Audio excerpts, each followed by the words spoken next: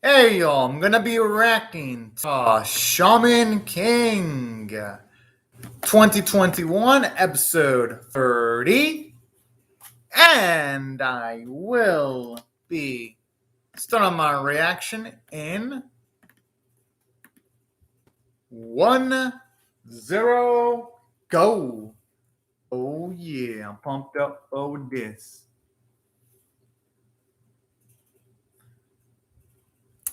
All right. I just wonder what he let go in this instance, though, when it comes to getting him to help out Ren. That's what I'm wondering. Ah, damn it! But you know what? That is a damn good little mini cliffhanger to have right before an opening, just to make at least an honest member like me just feel even more frantic in finding out what they're gonna do next. I gotta admit, that is a damn good, because it honestly built up a lot of excitement. So much. I just love how they all look cool in this opening. Because regardless of my thoughts on how Studio Bridge handles the animation for this series, I gotta admit, they bring it with their openings and EDs. I just don't know what's the significance between that feel and the opening.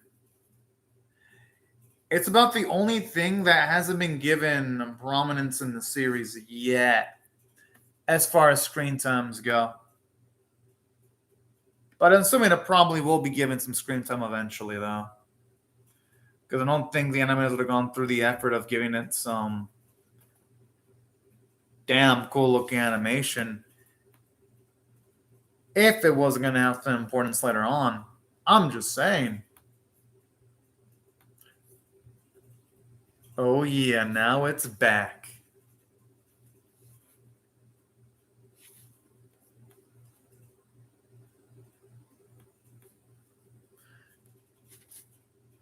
Oh, snap.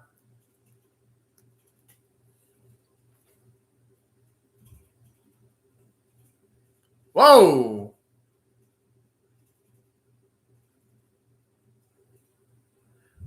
I wonder why she'd be calling our boy impure, unless.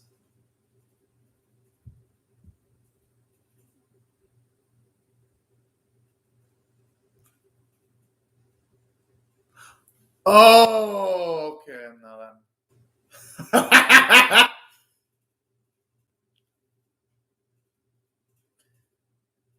And you know what? It takes a strong man to do that, too.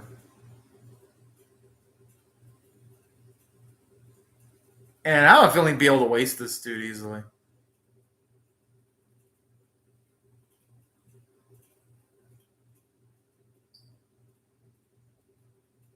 That's a good point. The way the X-Laws will easily give up their lives, but not really truly caring about each other in that way.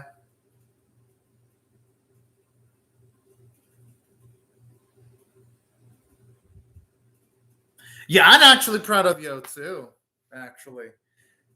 Because for Yo to give off a major goal he had in mind, I'm gonna have a gut feeling Ren probably might not appreciate it that much considering what Yo's gonna give up.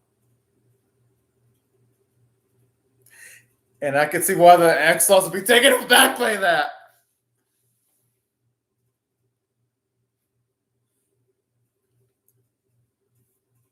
Considering the fact that they're so dead set on just completely trying to find ways of annihilating Hoa.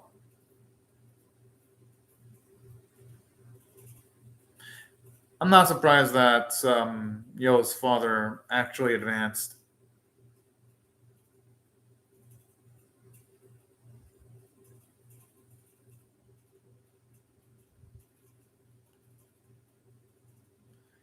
And saying that, I would have really loved to have seen the team into Yo's father, though, in action. Kind of feels like it shortchanged those kids and not seeing them fight. I'm just saying.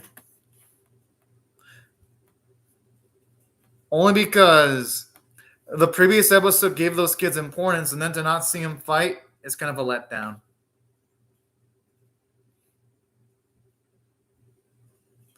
The thing is, though, even if Anna would have been able to show up earlier, what would she have been able to do to help out Ren, though?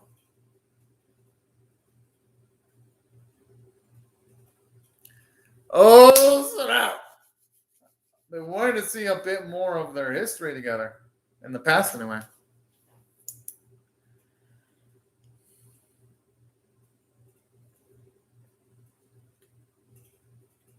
And I love the music, too. Just showing off. Brother showing off the gravitas of Yost's decision. And how difficult it must have been to do what he just did. Because most people wouldn't have been inclined to doing what Yo just did.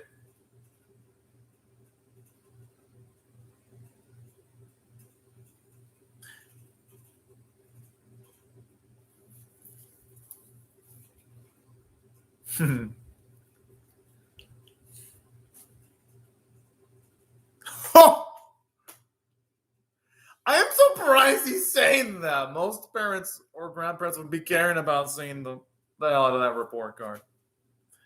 That's sweet, though.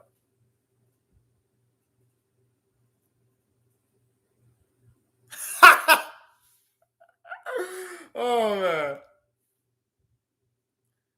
I like the reaction on his face.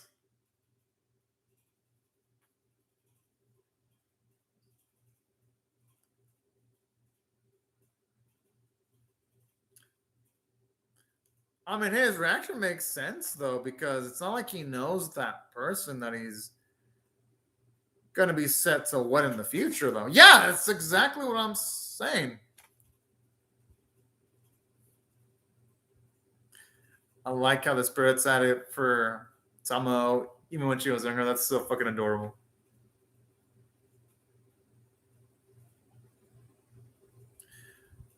Well, in this case, you could quantify Anna as a goddess of beauty.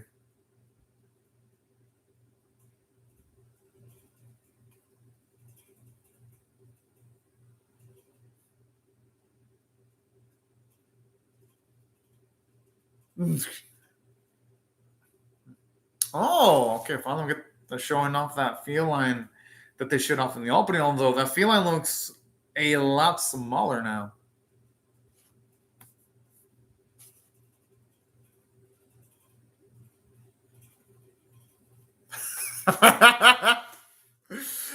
Oh, this is nice seeing Yo before he became like the completely chillaxed fellow that he is nowadays. I like it because it only further helps me appreciate his calm demeanor that he has in like the current episodes.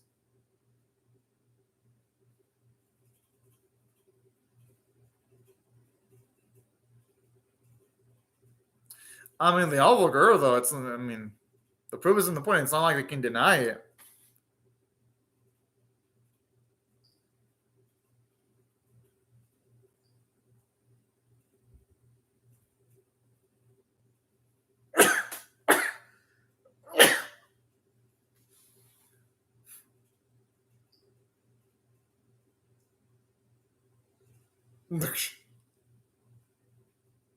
Oh man, he's saying that yeah, the cat's looking like he's looking forward to showing off his power. No.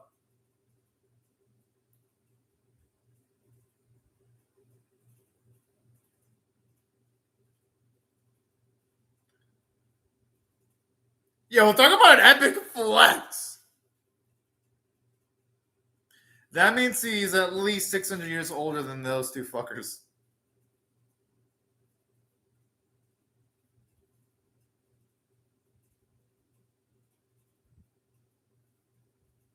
Yeah, the best not piss him off. I like the fear in their eyes. Oh.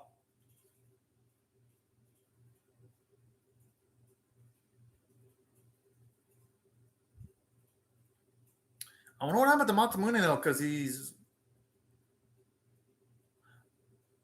they haven't shown off in any of the current episodes, and this is the first time they introduced him. So I wonder if he might have passed away. I like how Matamune is so powerful. He made those two wear fucking undergarments.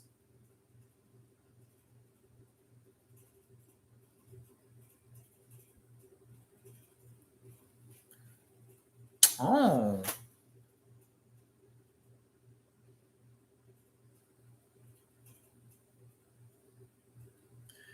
Hey, that's still sweet though for him to add an eye like that, even if it was for a small bit though. Because honestly, Montemune looks like a freaking cool dude.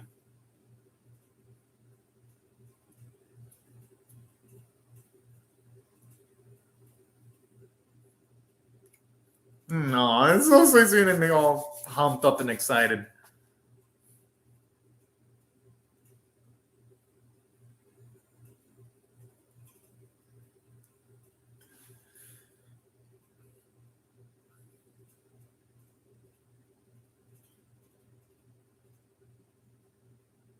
You know, it's crazy that in a point of time, Yo didn't have a lot of friends actually. Just boggles the mind, especially considering how he is now, where he absolutely values his friends more than his own personal goals.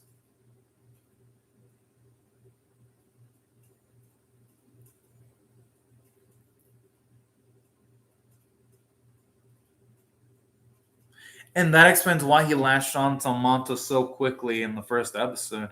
I like this. Lashback is really doing a good job of giving us characterization as to why Yo acted the way he did in the first episode. And it is nice seeing how actively he wants to change himself.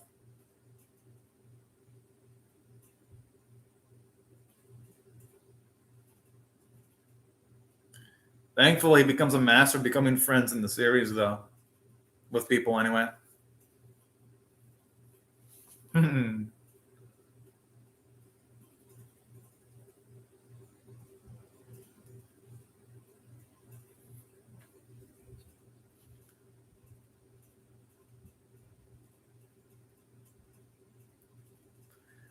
Oh boy!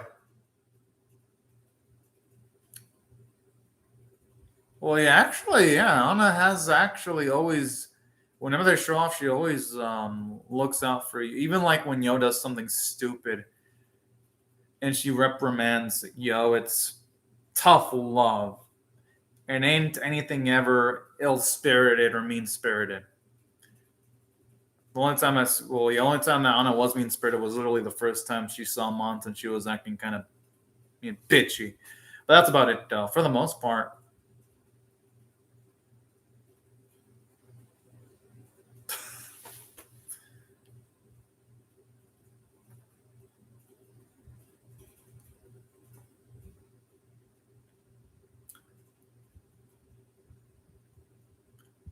good thing he was prepared. Yo, he looks pretty damn styling with that fucking coat.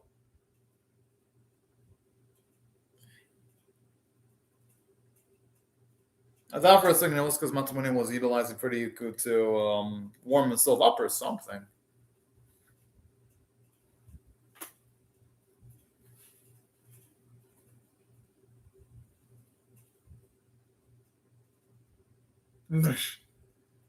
Yeah, it's more on the mid range actually.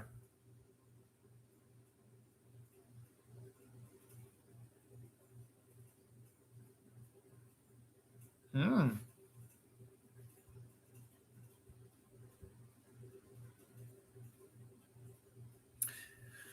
Okay, now things are really getting interesting here.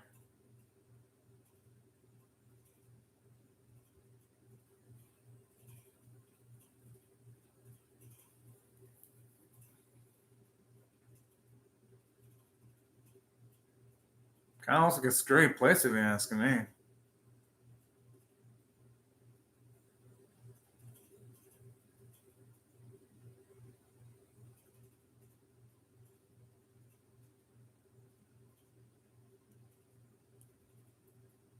Huh. No wonder why it has the Mountain of Fear name.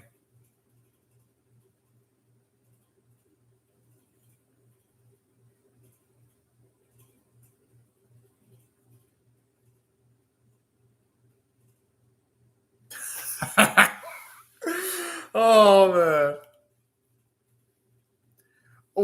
Speaking of which, why would that be the meeting place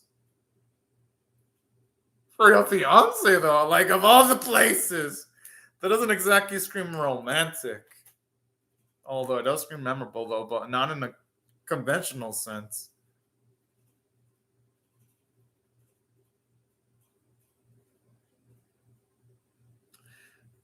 But they didn't have to bring a boy along though. uh,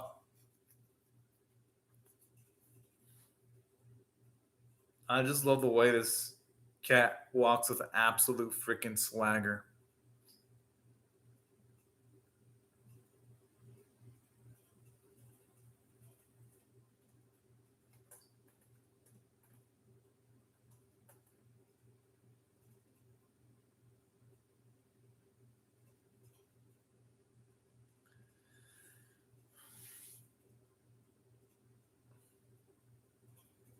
Oh boy. Hopefully it ain't anything negative, but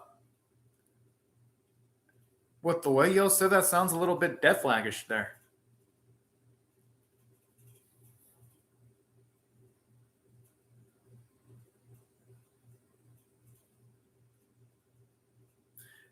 It's finally nice to get to see him. It's finally nice to get to see more of Anna's family in that bit actually.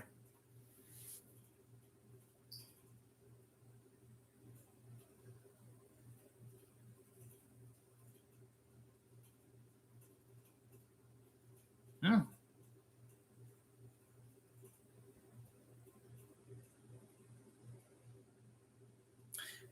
And that explains some of those circumstances there actually.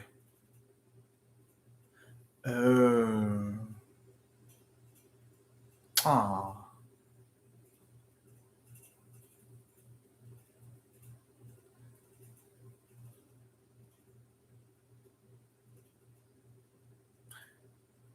I just hope later on they do demonstrate more of Anna's powers in the series, though. Considering how much build up they've been giving her over the last few weeks. The animators, whenever that happens, they've got to deliver. At least on that.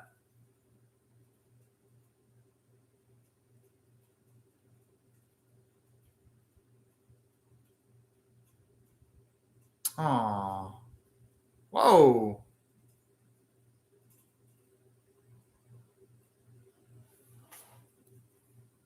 I mean, he's lived over 1,000 years, so. Yeah, no, that's not a shocker at all.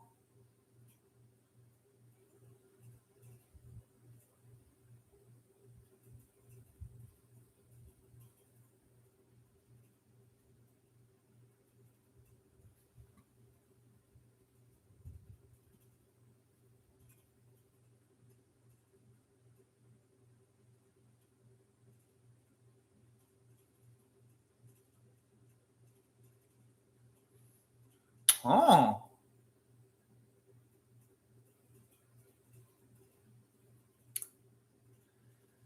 I wonder if that's implying something about Matsumune's background there.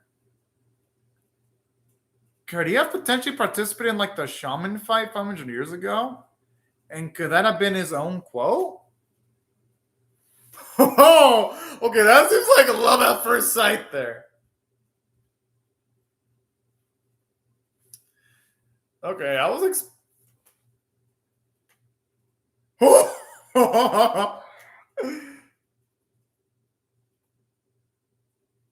Damn! Bruce Minichu's super stone cold, but I like you though.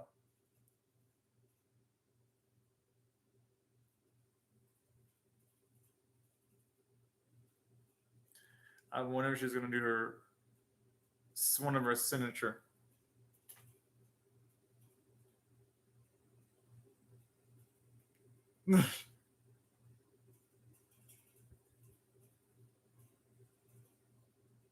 I kind of like this where even when she first met Yo, she had doubts in him. That's actually nice because at the very least, it makes it feel a little bit more realistic. Just given the fact that, for one, with someone like on a strong personality, it makes sense that she wasn't going to be completely gung ho of being wed off to someone that she's never met before. That's why I think that bit was pretty realistic there. So I got to give credit to the writing staff.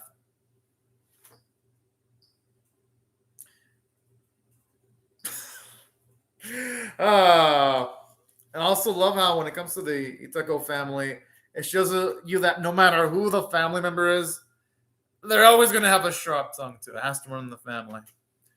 Because her girl Anna's got a similar sharp tongue to it. And I mean that in a good way.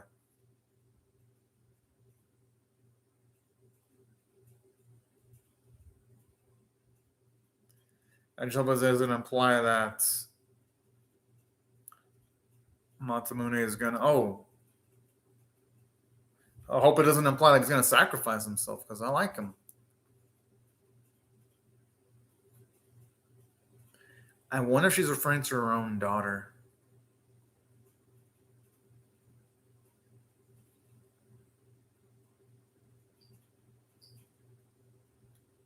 Oh, don't tell me they're about to end it. I want to see what happens next, damn it. Yeah, but the way he's blushing, you can definitely tell she made an impression on him.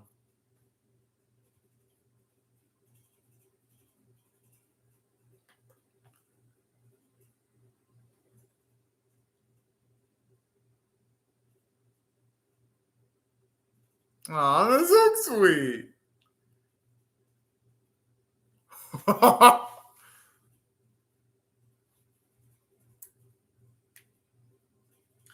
No. Just Anna. And probably a few people like that in life.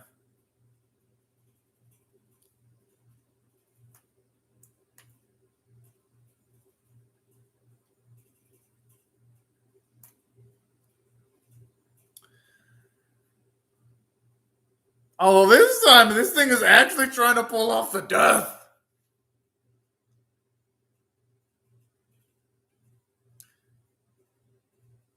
I'm assuming it's going to fail, though. Because, yeah, those things look too weak to have any effect. Oh, man, it's kind of adorable. I mean, I'm laughing because I know Yo's going to make it fine. I've been waiting to see Masamune show the fuck out.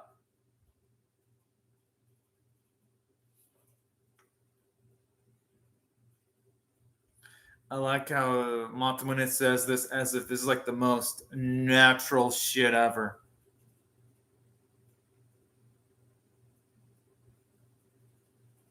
Actually, I like how they mention how demons work in this series, though.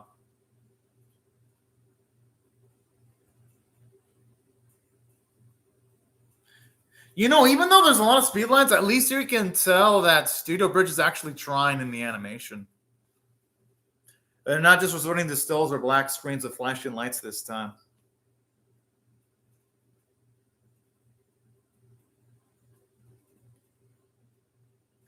It's cool he's able to turn his stick into a badass a blade like that. Oh.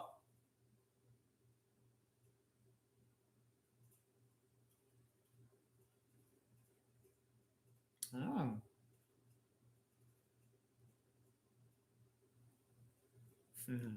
I like the way it says Beyonce's a pan straight to Anna. That's some dang nice visual time in there.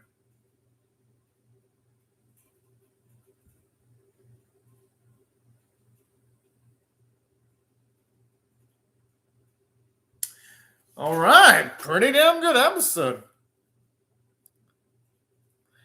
It definitely does a great job of redeeming Studio Bridge, especially after the atrocity of episode number 29. So I'm going to give this one an 8.5 out of 10. It was great. It could also be because since this episode isn't action-oriented, it doesn't force Studio Bridge to do things that they're not capable of. Because we know at this point, Studio Bridge, they cannot animate action to save their lives. Thankfully, this episode didn't need action sequences, except for the last bits. And even then, Studio Bridge surprisingly didn't fuck them up, which I got to compliment on them on that. Whenever they don't fuck up. Now, here's why I thought the episode was great. For one, it was realistic. It makes sense that at first, Yo was going to have some reservations about Anna being his fiance because he didn't choose her. But then afterwards, I like how he completely changes his tune once he sees how gorgeous Anna is. And I'm like,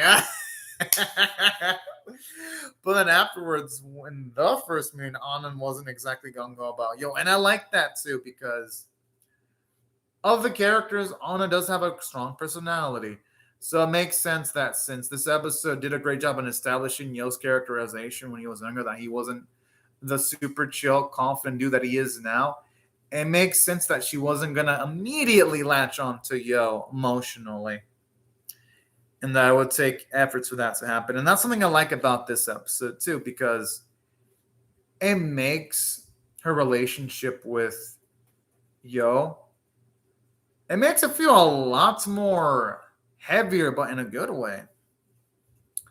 And aside from all of that, something that I also love about this episode, too, I love the fact that Masamune was such a joy to see. I thought he was a nice, sweet character.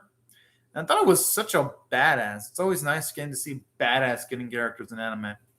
I never get sick of seeing them in anime because they always come with their nice, hilarious quirks, nice, hilarious features, and all that. So that's another thing that was, at least from my perspective, in the favor of the episode, too.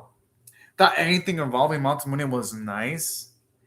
And I love how he put Tio up to speed when it comes to the mechanics of how demons work and things of that nature, too.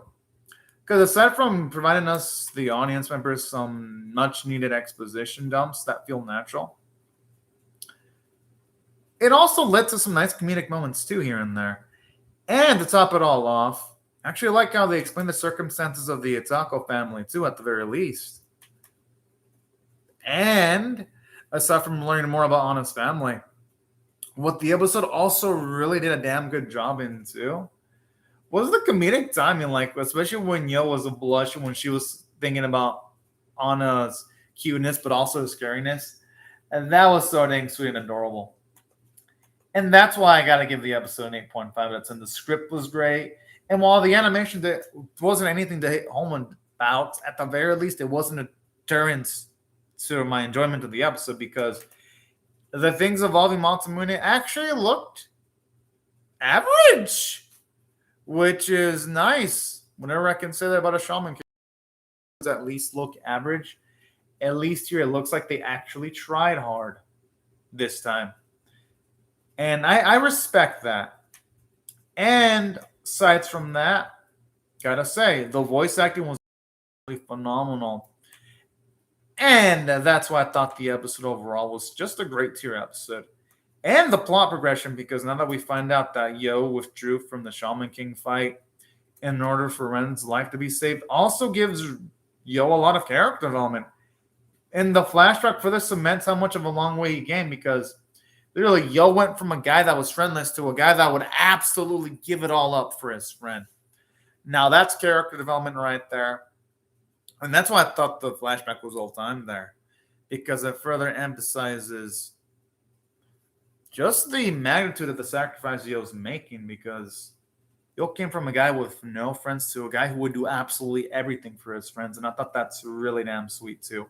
And that's what I thought the episode was great. But anyways, y'all, these are my thoughts on the episode. I would really love to hear your thoughts on how I feel about my reaction or the episode itself in the comment section below. Hope y'all rate the video, share it, comment, subscribe, because I'm definitely reacting to episode 31 when it releases. But anyways, y'all, thank you very much. Have a fantastic day, everyone. Bye-bye.